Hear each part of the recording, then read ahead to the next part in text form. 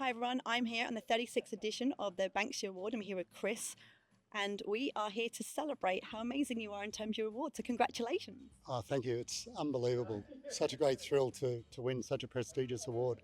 And how do you feel personally? Shocked, probably is the word. You have a Joan Hattie's white whale. This has been my white whale. I've been in the industry for 21 years, and I've always dreamed of winning or being recognised as a national winner for the efforts of my people, and to get it tonight is just amazing. Yes.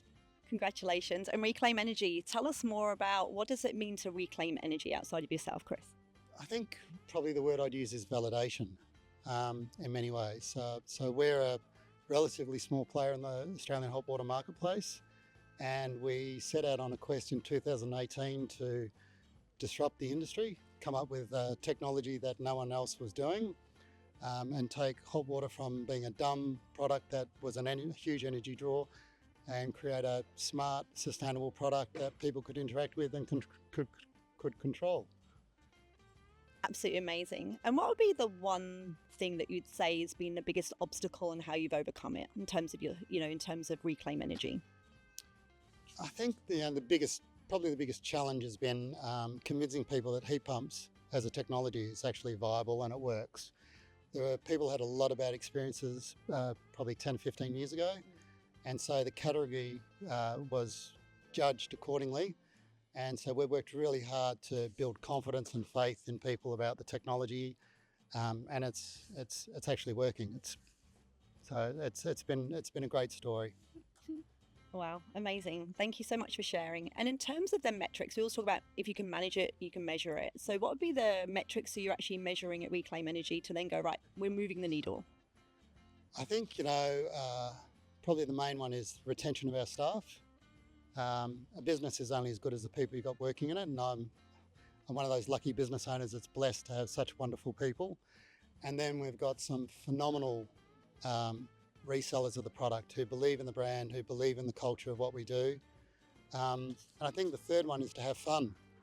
We're a team, there's no hierarchy, we all work together, everyone's voice is valued. And so they're probably the main metrics, and then what flows from that is business success, business growth, and market share capture. So, yeah, it's been great. Fabulous, and so wonderful to hear everything that you've been doing in this space. Like you said, it's coming from the heart, and I heard a bit of your speech on stage. It was so beautiful. Thank you for sharing. No problem.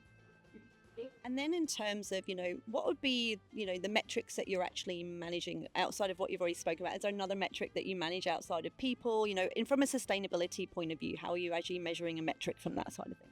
Well, the really nice thing about our product is that we can look and see what the energy savings are of all the households that have installed their units. And so one of the key metrics that we have is to look at how we can adjust the way the system's designed to optimise those savings, reduce their carbon footprint, reduce their energy bills, whilst not compromising their lifestyle. I mean, you're going to get a lot more people adopting renewable technologies if you're providing a product that behaves like a fossil fuel product, but without all the nasties. And so that's probably the key metric that we look at, is what the energy consumption savings are, what the associated carbon reductions are, and then the extent to which we're getting take up and breakthrough to transfer people away from fossil fuels into renewable solutions. Amazing. And congratulations for all the work that you're doing. In terms of then where to next from here, where to not only from yourself, Chris, but also the organisation, where to next from them as well? Look, I want my people to grow. That's probably my biggest driver. And I want to develop them. I want to support them, because I think that's probably the primary obligation of an employer, is to support your people to reach their full potential and be who they are. For me, it's about surviving, I guess, for the next few years, and to see through what we've started. We're diversifying into new markets, we're diversifying into new products. There's exciting opportunities for key people to grow and evolve and develop and learn new skills. And it's going to be hard. It's not a simple process, but for me, a key metric personally would be to be around to support them and help them and advise them and guide them.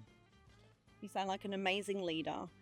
And in terms of what would be the one piece of advice for someone who'd wanted to come into your space and take it forward to the next level? What would be one piece of advice that you give to maybe your younger self or an organization that's looking up to yourself? What would be that one piece of advice that you would give to anyone? I think culture is everything. If you've got the right culture and the right people, or you'll attract the right people with the right culture. And so the really nice thing about our business is everyone just gets on. Everyone genuinely cares about each other and everyone supports each other. And I think if you can build an organisation where you have that belief and trust and level of comfort with each other, then ideas are going to come, your solutions are going to be delivered, not problems. And then it just makes the whole journey that much more enjoyable and pleasant and successful for everyone. Wow, thank you so much. What an inspiration. What a wonderful leader. You must be so proud of you and the team and everything you've achieved. So celebrate, have a beautiful evening, and thank you so much for your time. It's well deserved. Thank you. Thank you. It's been wonderful.